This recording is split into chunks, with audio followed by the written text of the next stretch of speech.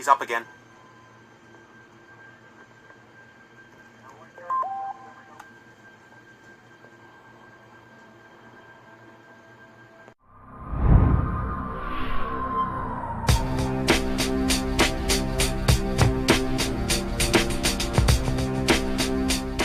The Sethians and the Valentinians and the Ophites and the Basiladinians or the Cainites, though I've done episodes on many of those, and they are probably worth watching, especially the episode on the Apocryphon of John and the section on the Valentinian Christianity.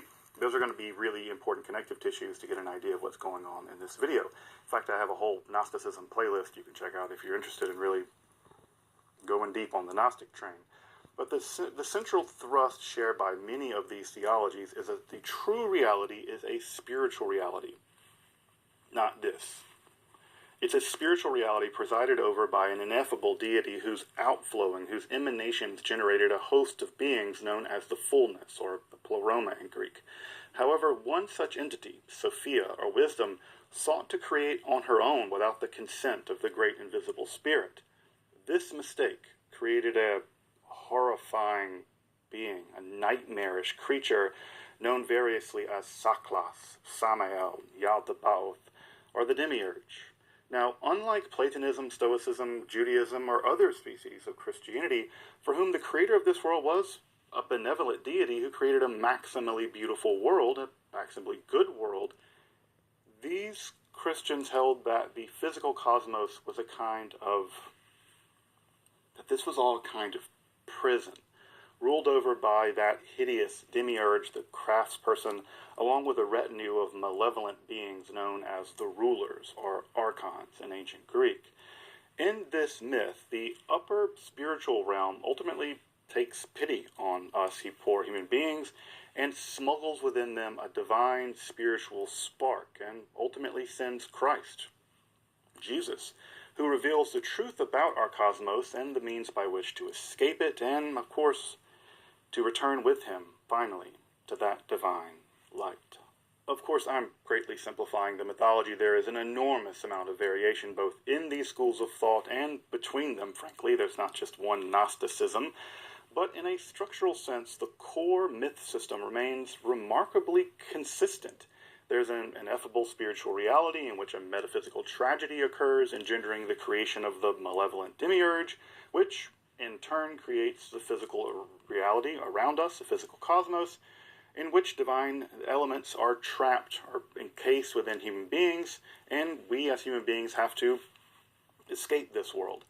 In this episode, however, I want to focus in on one element, just one element of this mythology: the origins and nature of the cosmic prison wardens, as it were, the Archons. Now, of course, I'll be coming back to do another episode on the origins of really the most shocking element in all of this, the origins and nature of the evil creator, or the demiurge, Saklas, Samael, Yaldabaoth. But the Archons turn out to be a crucially important element in this mythology because, in a very important sense, they have created this physical prison, including our bodies in which we are trapped and deluded into believing this is all real. They are responsible for tricking us into believing that any of this is real. And even our thoughts and emotions are just inner puppetry to control us. And that these entities must be ultimately defeated and bypassed in our final jailbreak back to the spiritual world of light, beauty, and oneness. So, what do we really know about the Archons?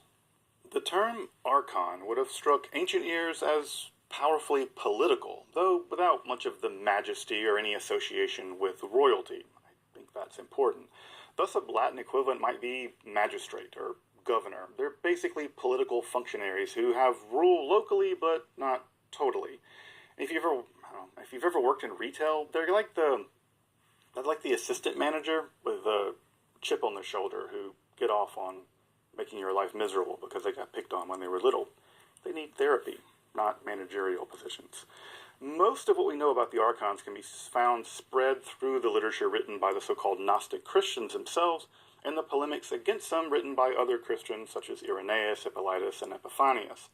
Now, as I've mentioned earlier, in most of these mythological systems, these are beings created or somehow generated by the malevolent demiurge, both for its own narcissistic needs, but also to act as secondary creators and enforcers of this physical prison cosmos. Thus, in an important sense, they are the beings most intimately responsible for this whole mess. And also, they are the first major hurdle that one faces in one's escape back to the realm of spiritual fullness.